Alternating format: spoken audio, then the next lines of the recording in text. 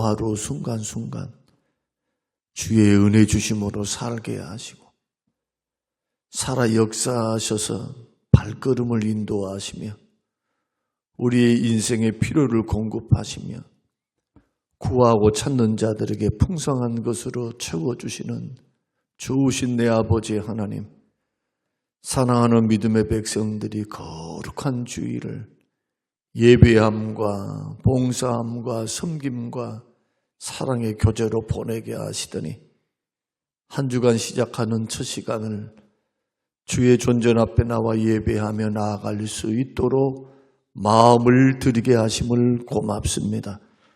주의 말씀이 생명이오니 주의 말씀이 우리를 이끄시옵소서.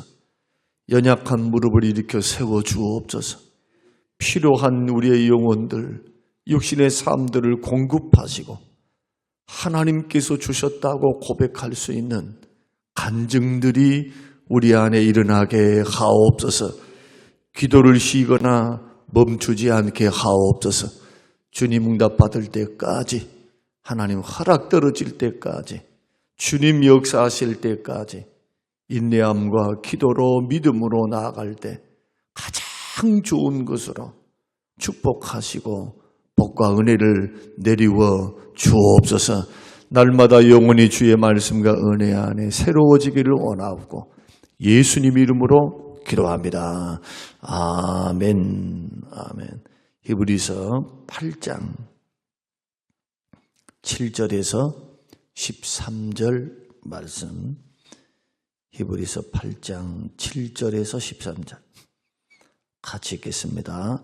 저 첫 언약이 무흠하였더라면 둘째 것을 요구할 일이 없으려니와 그들의 잘못을 지적하여 말씀하시되 주께서 이르시되 볼지어다 날이 이르리니 내가 이스라엘 집과 유다 집과 더불어 새 언약을 맺으리라. 또 주께서 이르시기를 이 언약은 내가 그들의 열조의 손을 잡고 애굽 땅에서 인도하여 내던 날에 그들과 맺은 언약과 같지 아니하도다. 그들은 내 언약 안에 머물러 있지 아니하므로 내가 그들을 돌보지 아니하였노라. 또 주께서 이르시되 그날 후에 내가 이스라엘 집과 맺을 언약은 이것이니 내 법을 그들의 생각에 두고 그들의 마음에 이것을 기록하리라. 나는 그들에게 하나님이 되고 그들은 내게 백성이 되리라. 또 각각 자기 나라 사람과 각각 자기 형제를 가르쳐 이르기를 주를 알라 하지 아니할 것은 그들이 작은 자로부터 큰 자까지 다 나를 알미라. 내가 그들의 불의를 긍휼히 여기고 그들의 죄를 다시 기억지 아니하라 하셨느니라. 새 언약이라 말씀하셨음에 첫 것은 낡아지게 하신 것이니 낡아지고 쇠하는 것은 없어져 가는 것이니라. 아멘. 아멘.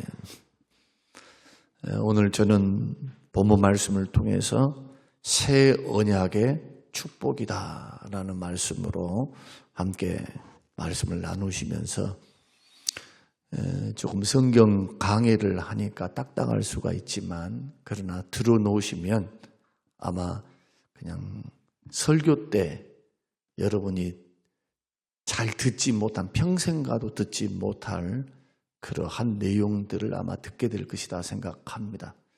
별로 설교하기가 조금 어렵다기보다도 성도들에게 이론적인 것 같으니까 목사님들이 별로 그렇게 설교를 이 대목을 하지를 않습니다. 그러나 이 대목은 굉장히 중요하기 때문에 저와 여러분들이 내가 지금 현재 어떤 위치에서 구약을 바라봐야 되고 신약을 바라봐야 되며 하나님이 우리에게 주신 그 언약이라는 것, 언약을 통해서 계약, 약속을 통해서 우리가 말씀의 약속을 통해서 구원도 받고 복도 받고 행복도 받는구나 하는 것을 여러분이 깨달을 수만 있다면 아마 흔들리지 않으실 거예요. 대부분 사람들의 흔들림은 어디서 오느냐? 말씀이 흔들리니까 그래요. 66권의 말씀이 하나님의 말씀임을 딱 믿고 그 약속을 붙들면 구원도 영생도 다 언약, 구약과 신약이라고 하는 이 말씀을 통해서 오는 것이기 때문에 요한복음 21장이 그렇게 말씀하시죠. 다 예수님 이야기거든요. 구원 이야기, 영생 이야기. 그래서 하나님의 말씀을 우리가 믿음으로 받아들이면 구원 영생 얻습니다. 그리고 이 말씀은 오늘날 우리에게 행복을 위해서 주시는 말씀이니까 말씀 안에 축복이 있어요. 말씀 안에. 신앙생활을 점검하려면 사람의 말을 많이 듣지 말고 어떤 사람이 믿음이 좋다, 다 믿음 좋다 해도요. 자기 식대로 믿음이에요. 사람의 전통, 교회의 전통이라는 것이 중요하지만 그 전통이 말씀에서 벗어나면 고치겠습니다 하는 곳이 장로교회예요. 장로교회를 가리켜 개혁교회라 하거든요. 개혁교회. 개혁교회란 뜻이 뭡니까? 날마다 고친다는 거예요. 어떤 의미에서? 하나님의 말씀이 아니다 하면 고치는 거예요. 어제까지 우리는 전통이었는데요 했는데 성경을 보니까 그 원리가 아니거든요. 그럼 과감하게 오늘 하나님 말씀을 따라 생각도, 제도도, 마음도, 행동도 고치는 것. 회개하면서 고쳐나가는 것. 그래서 하나님의 말씀이 유일한 법이 되는 것. 이 말씀을 성령께서 사용하시기 때문에 우리가 행했던 신앙의 길을 점검할 때도 어디로 돌아가야 될까요? 어디로? 하나님 말씀으로. 우리가 봉사하고 섬기는 것도 어디로 돌아가야 될까요? 하나님의 말씀으로. 열심히 했습니다가 중요한 게 아니고 늘 강조합니다마는 방향이 중요하다 했어요. 방향. 만약에 사랑으로 하지 않는다 아무런 의미가 없어요. 주님 보실 때는. 주님 보실 때는. 왜? 사랑으로 하지 않은 모든 것이 유익이 없으니까. 열매로 그들을 알리라 했으니 육신의 열매를 맺으면서 하면 그것도 의미가 없어요. 주님이 기뻐하지 않으니까. 주님이 계산하는 것은 열매거든요. 열매. 우리는 목적만 딱 이루면 끝나는 게 아니고 과정이 주의 말씀을 따라서 주의 말씀을 따라서 우리 인생과 삶을 자꾸 맞춰가는 그런 삶을 살아가기 때문에 믿음의 길을 걸어가는 사람들은 한순간도 생각이 말씀에서 벗어나 버리면은 잘못된 길을 걸어가니까 열심히 일을 하면서도 열심히 믿어가면서도 신앙생활을 하면서도 부지런히 말씀을 듣고 읽고 연구하고 묵상해야 됩니다. 이런 말씀을 통해 하나님은 구원도 주시고 축복도 주시니까 하나님께서는 이 말씀을 어떻게 명령하시느냐. 이 말씀을 가르치는데 주야로 가르쳐라. 집에 있을 든지 앉아 있을 든지 밖에 나가든지 일을 할 때든지 머리에 붙이고 손목에 메고 기호로 삼고 문지방에 붙이고 대문에 붙이고 이 말씀 떠나지 않게 하라는 겁니다. 그러나 이스라엘 백성들은 그 실패했습니다. 그래서 망한 겁니다. 그래서 하나님께서는 사람들의 죄성 때문에 말씀을 지킬 수 있는 능력이 없기 때문에 생명 얻으라고 말씀을 줬는데 생명을 얻기는 고사하고 그 말씀 때문에 오히려 넘어져 버린 사람들이 생기기 시작합니다. 그래서 독생자 예수 그리스도를 이 땅에 보내시고 구약에서 계속해서 예언하사 이 율법이 줄 수 없는 구원, 그 구원을 위해서 언약을 맺으신 거죠. 언약. 구속자 보내주겠다. 메시아 언약 아닙니까? 은혜의 언약, 구속 언약. 자꾸 메시아 보내줄게. 여자의 후손을 보내서 사단의 머리를 깨트리고 사단은 택한 사람들을 멸망의 길, 지옥의 길, 죄를 짓게 해서 넘어지게 하는 길을 걸어가게 만드는데 하나님은 독생자를 통해서 살리는 일들을 하시기 때문에 예수 그리스도를 보내주겠다 하는 말씀이 창세기 3장에서부터 나옵니다. 여자의 후손으로. 그리고 계속해서 상징을 보여주시면서 구원자가 온다, 메시아가 온다. 이게 다 구약이 예수님에 대한 예언이에요, 예언. 그림자이면서 예언이다. 신약은 뭐냐? 예수님이 구원을 가지고 하나님 나라를 가지고 이 땅에 오셔버렸어요, 이제. 2000년 전에. 그러니까 구약은 성취가 된 겁니다. 그래서 구약을 읽을 때는 신약을 통해서 예수님을 통과해서 봐야 돼요. 예수님을 중심으로 보지 않으니까 다 이단이 생겨요.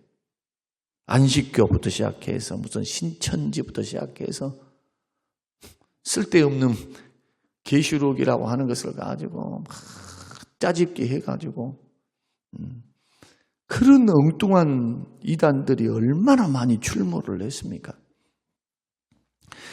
그러니까 신약과 구약의 중심은 예수 그리스도, 구원과 영생, 축복과 행복을 주시기 위한 말씀, 여기서 벗어나면 안 된다는 거예요.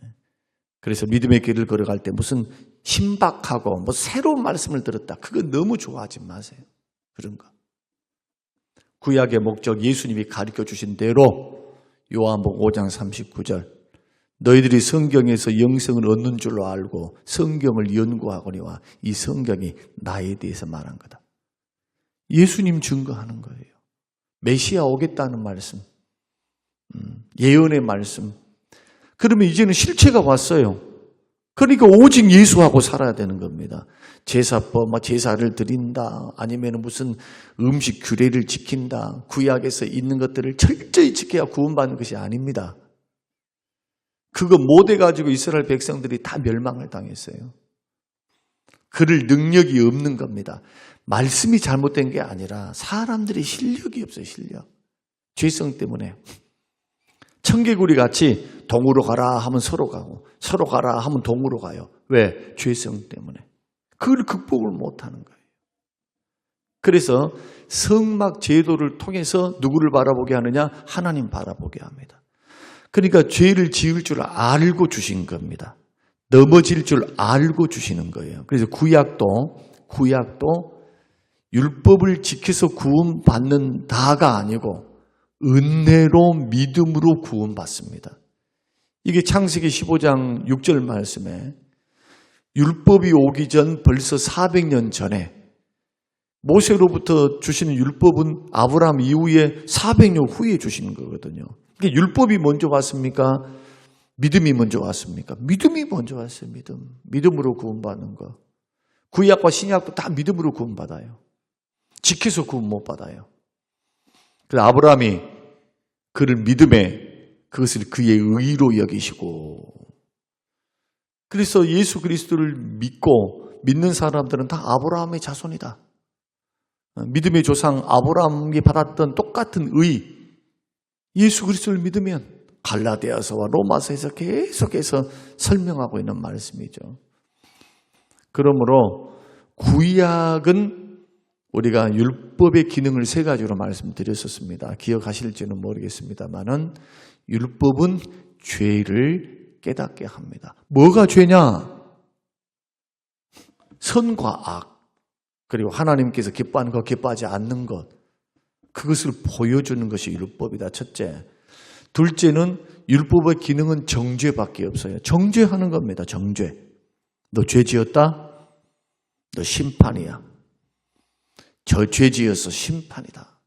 선지자들은 뭘 가지고 회개를 촉구합니까? 하나님 말씀. 39권의 구약의 말씀. 15명의 선지자들이 말씀을 기록했는데 그 선지자들이 기록했던 말씀은 다 어떤 말씀입니까? 하늘에 뚝 떨어진 말씀입니까? 아니요. 신명기에서 말씀하셨던 그 원리를 가지고 그대로 예언을 하고 선지자들이 회개를 촉구하는 겁니다. 무슨 하늘에서 뚝 떨어지는 것이 아니고 하나님 말씀. 그들에게 계시를 줄 때도 하나님을 따라서 말씀에 순종하며 여호와만은 섬기라. 여호와만은 섬기라. 근데 이스라엘 백성들이 하나님만 섬깁니까? 우상도 섬기고 돈도 섬기고 죄 짓지 마라. 죄 짓지 마라. 정의롭게 살아라. 이웃을 사랑하라. 아무리 그래도 착취하고 살고 있어요. 돈 때문에. 공의를 버리고 정의를 버려버리잖아요. 삶 속에서. 다 어디 나와 있다고요? 이러한 가르침이? 신명기. 축복과 저주의 말씀 다 거기에 기록되어 있어요. 그래서 구약은 이런 말씀을 읽으면 읽을수록 마음에 찔림이 옵니다. 또 죄지었구나. 내가 부족하구나. 그래서 말씀에 창념한 사람은 절대로 거만하거나 교만할 수가 없어요. 왜? 말씀을 읽으면 나만 잘난 것이 아니거든요. 말씀을 읽으면 내 안에 부족함들이 보이기 시작해요. 말씀의 기능이다니까요. 율법의 기능. 자꾸 죄를 깨닫고 또 죄는 우리로 하여금 정죄하게 하기 때문에 세 번째 기능이 뭐냐? 예수께로 나오게 만들어요. 이제 내가 살 길은, 여기서 살 길은 내 힘으로 안 되고 내 능력으로 안 되고 내가 도저히 이 말씀 지킬 수 있는 능력이 내게 없구나. 로마서 7장에서 마음은 원이다. 말씀 지키고 싶은 마음이 있는데 자꾸 내 마음속에 죄의 법이 있어서 자꾸 죄 짓게 만들어요. 마음은 아니단 말이에요. 마음은. 하나님 말씀대로 가고 싶은데 죄된 습관들이 툭툭툭툭 튀어나와서 죄 짓는 길로 걸어가 버려요. 오라 나는 곤고한 사람이로다. 이 사망의 법에서 누가 나를 건져낼까? 생명의 성령의 법이 죄와 사망의 법에서 나를 건집니다. 생명의 성령의 법은 어떨 때 역사합니까? 예수 그리스도를 믿을 때예요. 믿는 자에게 생명의 성령의 법이 율법을 이기게 합니다. 그리고 그리스도 안에 있는 사람은 결코 정죄가 없어요. 예수님이 십자가에서 나의 죄를 짊어지시고 심판과 정죄를 받으셨거든요. 대신 받아버렸어요. 대신. 그래서 착각하지 말아야 될 거. 우리가 죄 지을 수 있어요. 우리가 넘어질 수도 있어요. 그래서 또 용감하게 죄 지는 사람은 큰 코 다칩니다. 로마서 6장 그럴 수 없느니라. 십자가를 헛되게 하고 십자가를 또다시 욕보이게 하고 예수님을 다시 십자가에 못 박는, 현저히 못 박게 하는, 우리가 이미 히브리서 6장을 우리가 배웠어요. 그런 일을 해서는 안 되는 겁니다. 다시 깨끗해졌는데 돼지가 씻어 놓았더니 돼지가 다시 진흙탕에 들어가가지고 똥구덩이에 들어가가지고 막 하는 것처럼 그럴 수는 없는 거예요. 연약함과 부족함이 있다 해서 그 속에 들어가서 살아서는 안 돼요. 때는 묻겠죠. 세상에 살다 보니까 때는 묻겠지. 그러나 그 속에 퐁당 빠져 있는데 어떻게 하나님의 징계가 없겠어요? 하나님이 거두시겠죠. 축복을. 그러니까 징계라 그렇게 말을 합니다. 그건 분명히 있어요. 구원받았으니까. 그러나 결코 정죄는 없습니다. 왜냐? 우리 주님께서 우리를 위해 십자가에 죽으사 죄와 사망과 온수 마귀로부터, 마귀의 정죄로부터 우리를 해방하셨거든요. 그래서 예수 믿는 사람은 천국 가는 거예요. 그래서 형벌이 없어요. 영원한 형벌이 없어요. 예수 믿으면. 만약에 이 상태로 예수를 믿는데 죽었다 하면 어떻게 될까요? 주님 앞에 섰을 때 우리의 변호사 되시고 우리의 의가 되시는 예수님이 딱 버티고 계세요. 보좌에는. 우리의 행위로서는 구원을 얻을 조건이 없지요. 왜? 예수 믿고 난 후에도 죄성 때문에 불에도 넘어지고 물에도 넘어지고 이 시험 들고 저 시험 들고 삐딱 하면서 걸어가거든요. 그래서 그러한 길을 걸어가고 있는 우리들에게 예수 그리스도를 딱 믿으면 어떻게 되느냐? 성령님이 역사하세요. 성령님이 역사하신다고요. 성령님이. 죄를 지으면 성령이 가만 계시질 않아요. 예수 그리스도를 믿으면 성령님이 내 안에 쏙 하고 들어오세요. 내주하십니다. 이제부터는 여러분들은 절대로 주님을 벗어날 수가 없습니다. 물고기가 물을 떠나서 살 수 없듯이 주의 손 안에 딱 들어와 있어요. 예수 생명을 통해서 성령님이 우리 속에 역사하사 어떤 일들이 일어나느냐. 예수 믿으면 이게 새 언약입니다. 새 언약은 쉽게 말하면 예수 그리스도를 믿음으로 말미암은 언약이에요. 예수 믿으면 구원받는다는 언약이에요. 예수 믿으면. 그 예수님이 우리의 구속주 되셨다. 우리를 위해 십자가에 죽어주셨다. 그 예수를 믿으면 요한복음 1장 12절 영접하는 자 곧 그 이름을 믿는 자들에게는 하나님의 자녀가 되는 권세를 주셨으니 이는 혈통으로나 육정으로나 사람의 뜻으로 나지 않고 누구로부터 났습니까? 하나님으로부터 난 자들. 여기서 태어났다는 것이 거듭났다는 뜻이에요. 그러니까 예수 믿는 사람은 거듭난 거예요. 예수 믿는 사람들은. 그 예수를 주라고 고백하는 사람들은 로마서 8장이 말한 것처럼 성령이 아니고서는 예수를 주라고 고백을 못해요. 성령님이 우리 속에 사십니다. 그래서 고린도전서 3장에서 16절에서는 뭐라고 말합니까? 너희 몸이 성령의 전인 줄 알지 못하느냐? 하나님의 전이다. 성령님이 살고 계신 전, 하나님의 전이에요. 우리 몸이. 우리 속에 누가 계십니까? 성령님이 계시는 거예요. 그 성령이 오시면 어떤 일을 하느냐? 11절. 자, 한번 읽어보십시다. 10절, 11절. 이 새 언약의 축복을 받는 사람들입니다. 10절 시작. 또 주께서 이르시되 그날 후에 내가 이스라엘 집과 맺을 언약은 이것이니, 이것이 그날 후가 뭐냐 하면은 구약이 지나간 후에 그런 뜻이에요. 10계명이 지나간 후에 10계명을 지켜야 의롭다움을 받습니다. 다 못 받았어요. 율법을 지켜가지고는 안 됐습니다. 근데 그날 후에는 예레미야 31장 31절을 통해서 지금 주시는 말씀인데 새 언약을 줄 것이다. 근데 그 새 언약을 언제 맺게 되느냐? 자, 우리들은 주님이 밝히 보여주신 것이 바로 십자가에 달리시기 전날 최후의 만찬 석상에서 떡과 포도주를 놔두시고 이것은 너희와 맺는 새 언약이다. 새 언약이다. 무슨 언약입니까? 예수 그리스도를 믿으면, 예수 그리스도를 믿으면, 성찬을 받으면, 성찬을 받는다는 것은 예수님을 믿고 연합한다는 거거든요. 예수님을 나의 주님으로 믿으면 예수님의 생명이 내 속에, 예수님의 피를 통해서 우리가 씻음받고 의롭다 되어지고, 그리고 뭐라고 말씀하느냐? 이 떡을 먹고 마신 자는 영생하리라. 영생을 주시는 거예요. 새 언약입니다. 예수님이 십자가에서 피로써 얻은 세운 언약, 이 새 언약. 오직 예수입니다. 오직 예수. 오직 예수. 늘 강조합니다만 교회를 나오면 사람 보지 마세요. 사람. 목사도 사람이고 장로님도 사람이에요. 여러분 눈에는 구속한 주님만 보여야 돼요. 만약에 목사인 저에게 목사님은 신앙생활 하면서 행복하십니까? 하면 사람을 보면 행복 안 해요.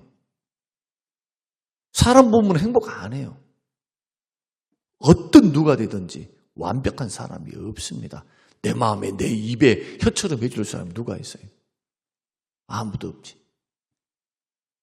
근데 주님을 보면 나를 위해 십자가에 죽으사 모든 죄를 사하셨습니다. 그리고 그 죄를 다시는 기억지 않아요. 그리고 오늘 이 주님을 믿는 자에게 주님이 어떻게 하시느냐?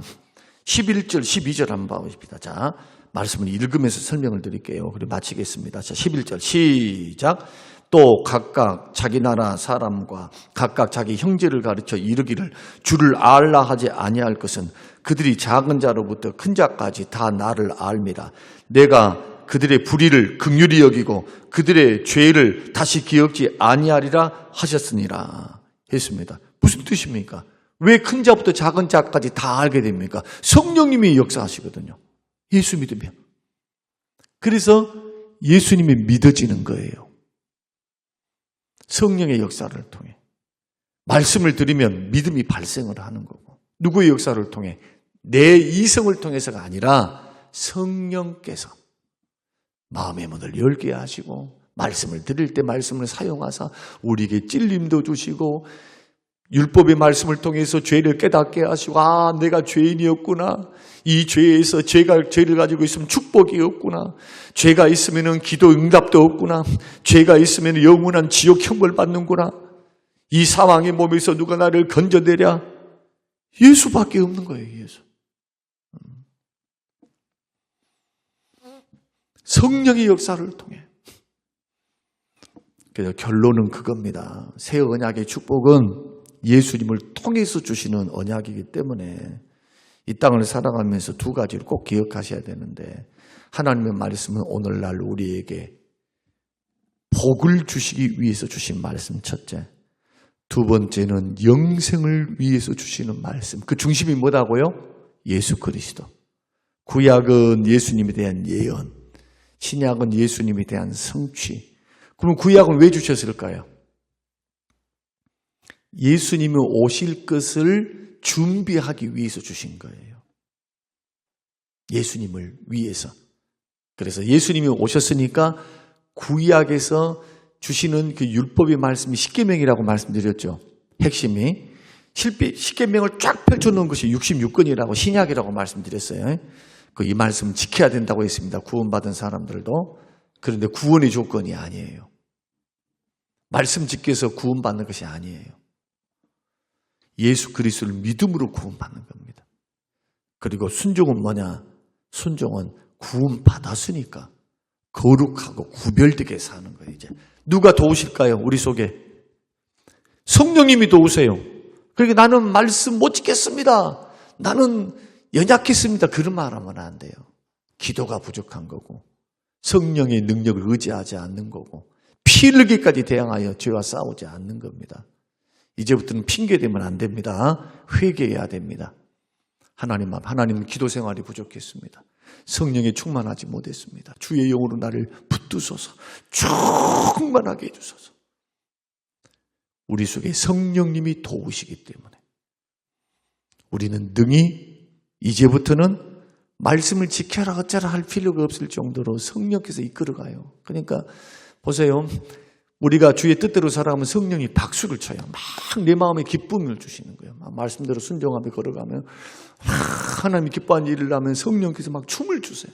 성령의 감동을 따라서 말씀에 의해서 막 내가 순종도 하고 섬기고 사랑도 하고 주의 말씀을 따라 나는 정말 미워 죽겠어.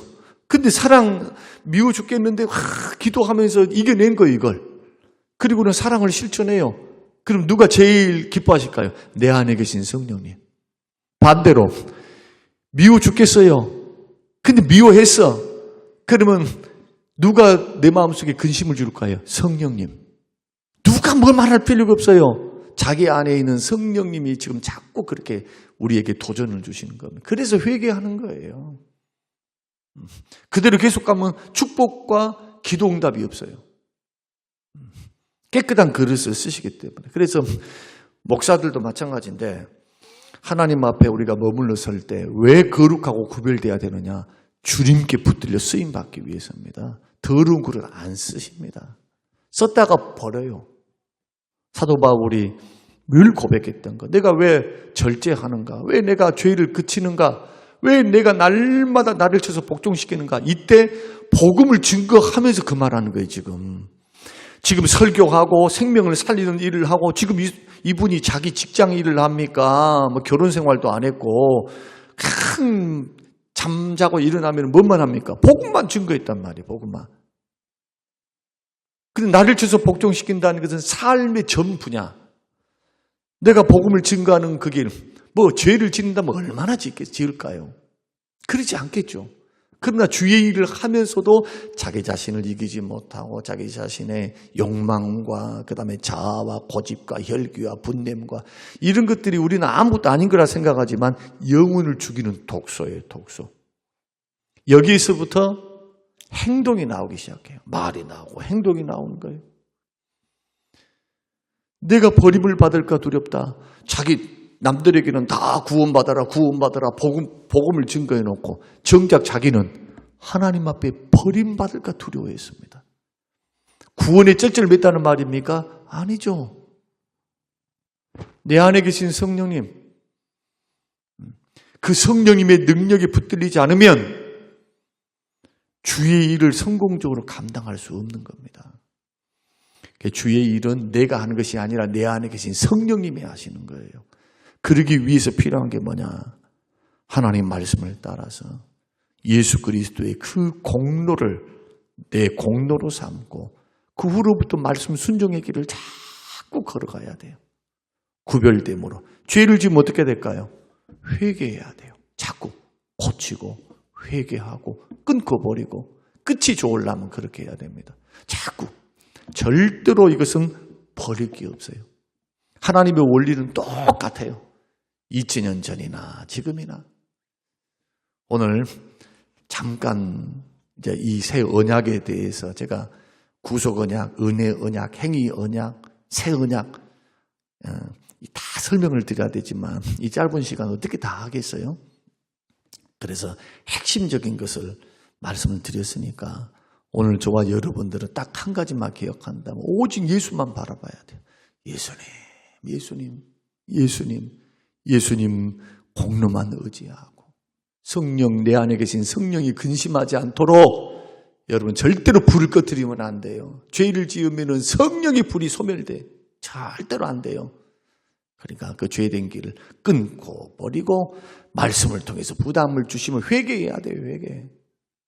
누구 들으란 말이 아니라 나 들으라 하신 말씀이니까 그 말씀 앞에 언제나 겸손하게 머물러 자기 영혼을 단장하면서 우리가 성령과 더불어 예수 그리스도를 믿는 믿음으로 딱 걸어가면 주님이 뭐가 아까우실까요? 능력이 아까워요? 물질이 아까워요? 건강이 아까워요? 하나님께서 능력이 약속된 말씀대로 부어주실 줄로 믿습니다. 그래서 경건이 능력이에요. 성결이 축복이고 이걸 꼭 기억하면서 예수 믿는 믿음 안에 구별되고 거룩하게 살아가도록 성령님을 더 의지해서 점점 예수 닮아가는 사랑의 사람, 하나님의 사람들이 되시기를 주님의 이름으로 축복합니다. 고마우신 아버지 하나님 감사합니다. 고맙습니다. 우리가 걸어가는 이 길 주님 알고 걸어가게 하옵소서. 하나님의 말씀이 우리에게 쟁쟁하게 들리게 하옵소서. 내 안에 계신 성령의 역사 속에서 우리가 구원받은 하나님의 백성들이 이제는 구원받기 위함이 아닌 구원받았기에 하나님의 사람으로 인격과 삶과 성품이 예수를 닮아가는 하나님의 사람, 이웃을 사랑하고 하나님을 사랑하는 그런 실천으로 늘 승리하며 걸어갈 수 있도록 성령이여 우리의 심령을 붙들어 주시옵고 오늘도 나와의 전쟁하게 하옵소서. 혈과 육의 싸움이기에 사람과 싸우지 않게 하시고 내 속에 있는 죄성과 싸우고 우리를 넘어뜨리는 마귀와 싸우는 처절한 기도가 있게 하여 주시옵소서. 감사드리오며 예수님 이름으로 기도합니다. 아멘.